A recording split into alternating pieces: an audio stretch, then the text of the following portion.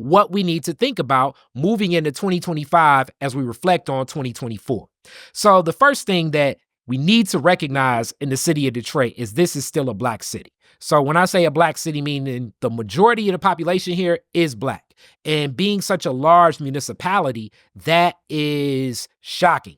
Even the newest census figures that just were released this past December in a data set with like the 5 years of how you look at census data has Detroit at overwhelmingly above 75% Black.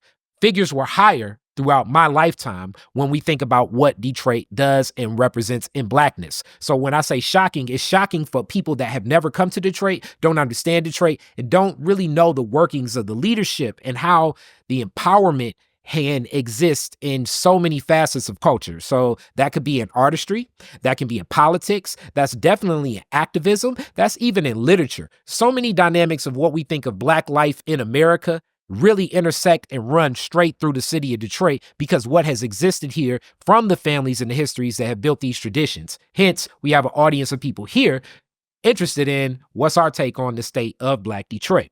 So right now, one of the biggest things going into 2025 is the possibility for Black leadership from the helm of the executive office of the mayor of the city of Detroit. For 12 years, Mike Duggan has been the executive of the city of Detroit. He stands as the first white mayor to assume that position. Now he's had that for 12 years. So that's 3 different terms since Coleman Young's reign as mayor. So that means from the 70s on, we have not seen white leadership from the helm of the executive position in Detroit. And this framework of what could happen in 2025 will only be something that I believe many people will look at as what will that reciprocity be within community, and also all of the advances that people look at as quote unquote what's happened in businesses. And I'm going to frame a lot of the empowerment and the development that has happened from a business lens to how that impacts, I think, all of Detroit in all aspects, even business included. So this possibility of Black leadership will definitely be taking a helm, but I really got to go back to Coleman's administration when we really look at what this happens. So when Black leadership assumes a position that is held by non-Black leadership, usually it is not resourced the same.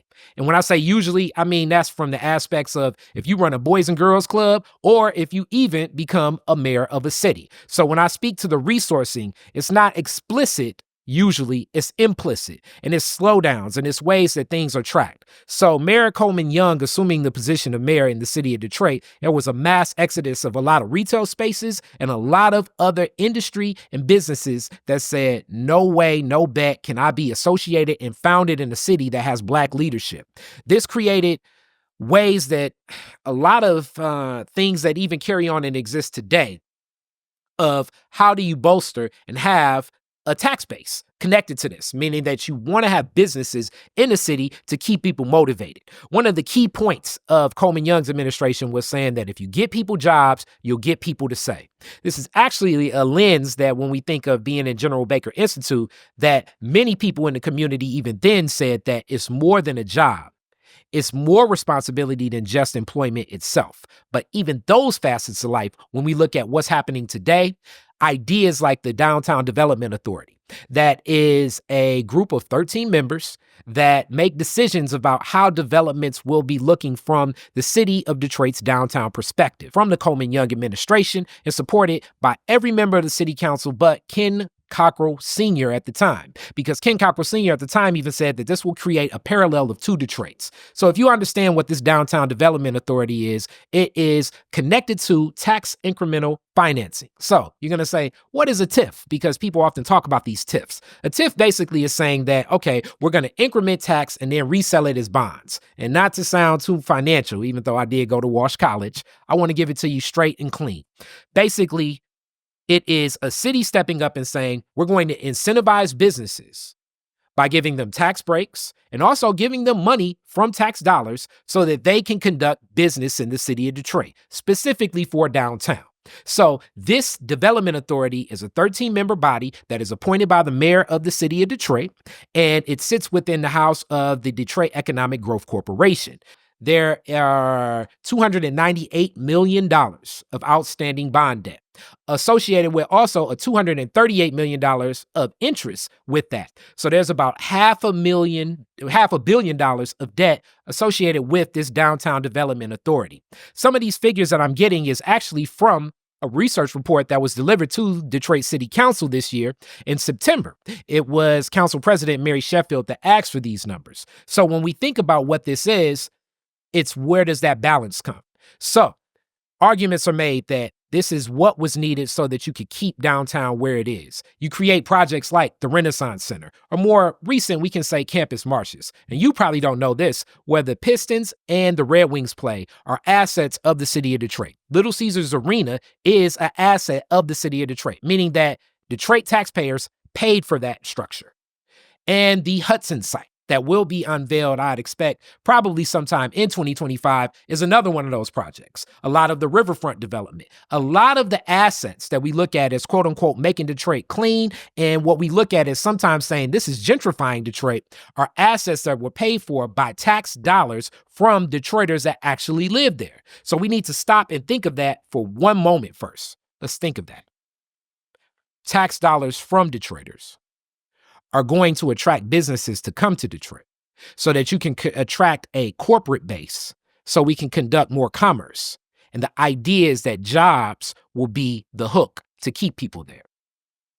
And then we think of the quality of life of many Detroiters when this looks like that.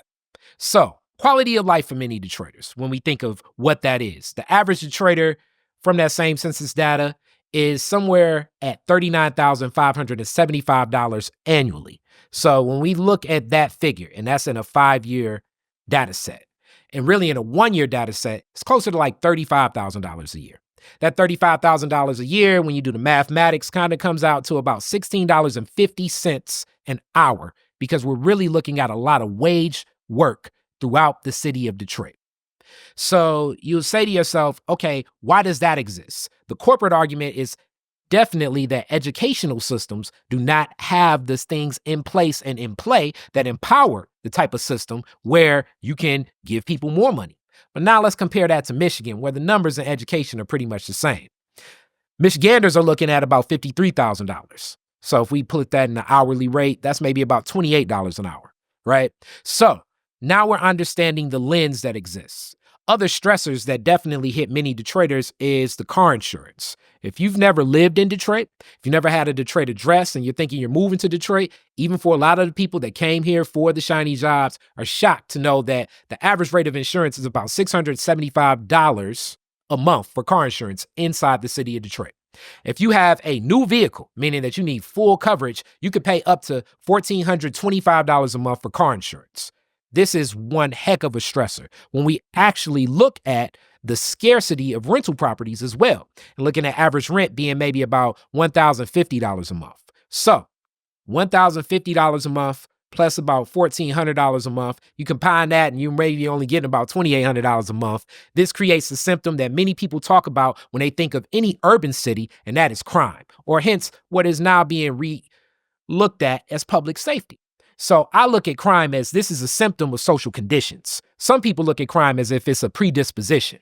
Some people say it's because of educational systems.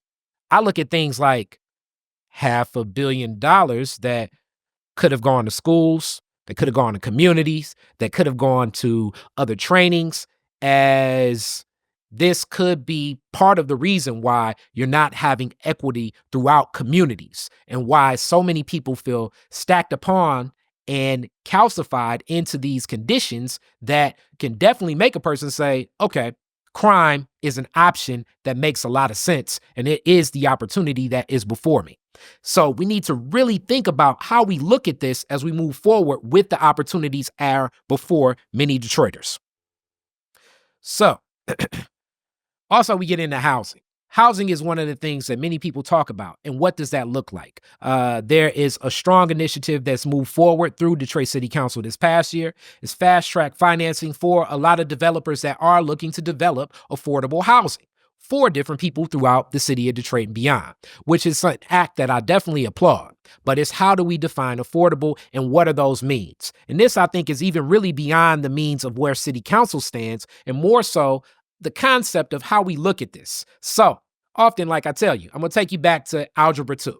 No, you probably didn't like it. I definitely didn't necessarily like it. But now that I'm more so into business, I can really break this down so you can have a better understanding of it. So, algebra 2 thought process of what we think about this. You all remember this? There were 3 M's that we learned: mode, median, and mean. So, the affordability is usually decided upon average median income of a sect that makes a decision upon what becomes affordable, right? So let's go back to that algebra 2. Mode, meaning that if you have a data set of many numbers and a number comes up multiple times, that is the mode, right? The median, you'll have a high point and a low point. And the point in the middle, that's our median. The mean is the average, right? So I'm fresh off a cohort that I was asked to attend through Dr. Raquel Hatter that works in the Human Center work with Kresge. And Dr. Hatter, I definitely have supported and was glad to be welcomed to meet Dr. Derek Hamilton that just took a financial post high up in the AFL-CIO. And I was just questioning him as an economist and a professor on economics, like I question many of my economics professors from Walsh, about why is average median income always the factor to determine what is affordable housing? And why not average mean income? And what he said, like a lot of these ideas and vehicles for economics at a time, is he said, well, during the late 70s and during the early 80s, these were the subsets really decided by HUD, because surprisingly, if you really don't look through the books, and General Baker and them and Mary A. Kramer were definitely looking at it, a lot of the developments, even back then, on a federal basis, were really being subsidized through HUD financing. Because the thought process during the exodus to the suburbs is, hey, I got these apartment buildings. I still want to make money. I still want to keep these assets. How can I do this? You'll get subsidized through HUD, meaning those subsidies through HUD sustained different things of what will become affordable housing. So this becomes a stressor, and I stress upon that average median income because even in the affordable program, what we're looking at is for a single person, $53,250 is considered low income in the city of Detroit, which I find very shocking, especially living on the block I live, in the neighborhood I live, interacting with the people that I live, and also understanding in these same data sets that actually 12.5% of Detroiters make $10,000 a year annually. So when you look at saying low income is $53,000 a year, and then you have basically, 12% of people that are making only $10,000 a year, we really need to think about what does housing look like and how do we quantify really getting affordable housing to these people that can be something that they can afford. And we can really keep Detroiters that want to be here, that have legacy here in the city of Detroit. These are things that we definitely need to take into consideration when we think of leadership and what moves forward. So in the lens of all of this, we also need to applaud a lot of the movements that have been grand for people. We think about the organizing of places like General Baker Institute. This is an initiative that started when we think of State of Black Detroit in Mama Akua House with myself and Dr. Yusef Bunchy Shakur, and even the work in Mama Akua House. So pouring into communities like this, inside of our communities, even welcoming, even the audience here and the audience online that you all are watching. So pouring in, we need to recognize our social capital and know that we have so much more of a voice than just a dollar. So when I say voice than just a dollar, especially at a time when local municipal elections are coming about, that's what's needed. Because another one of those shocking figures are, you would be surprised to know the amount of people that have divested from voting because they feel as though it's not been equitable for them, which is an argument that I completely understand. So it shocks a lot of people to say, how can you be a person that works in community and understand apathy? And then I say, I open up my front door, I look across my street, I look at the people I know, I look at the opportunities they have, I look at the way that things have been invested in, and also the way that some leaders are turning now to foundations and philanthropy as ways to provide assets that are essential assets for community, even though these assets should be provided through governments. That same government that one issue has been pervasive for so long, and that's the overassessment of taxes for Detroiters. So along with dealing with along with dealing with high car insurance, along dealing with definitely the lack of opportunity for job sustainability and jobs that will pay what is considered a living wage in Michigan. We're also overassessed if you do own property here in Detroit for taxes. This was definitely one of the landmark cases that has so many homeowners saying that, okay, if I was overassessed for all of these years, why can't I get paid back? And this is an argument that Conrad Mallett Jr. has said completely as corporate counsel for the city of Detroit. That means the attorney for the city of Detroit, you cannot be paid back because it'll be illegal and it'll break the Michigan charter. And the elephant in the room of that, you got to be smart when attorneys are talking. If you can't pay me back for the money that I'm owed, how could you take the money that wasn't yours in the first place, right? We got to really think about things like this as we frame why so many people say this system is not necessarily a system where equity can be balanced. So we creatively, I think, need to build power sets, and we need to bring ideas to life where we can be empowered to push agendas ourselves and then not necessarily be looking for solutions from the outside in. They definitely need to be from the inside out, the do it ourselves model. So victories like the Detroit People's Food Co-op and really the journey of what was created with that are the type of victories that we need to think about. You know, the work that has been done with what we do with Detroit is different. The Collard Green Cook-Off, intersecting so many things of urban agriculture, culinary arts, and really community and being familial. That is key. So as we think about what these keys are to what empowerment can be, we definitely need to look at where those assets can lie inside of our communities as opposed to outside of our communities, right?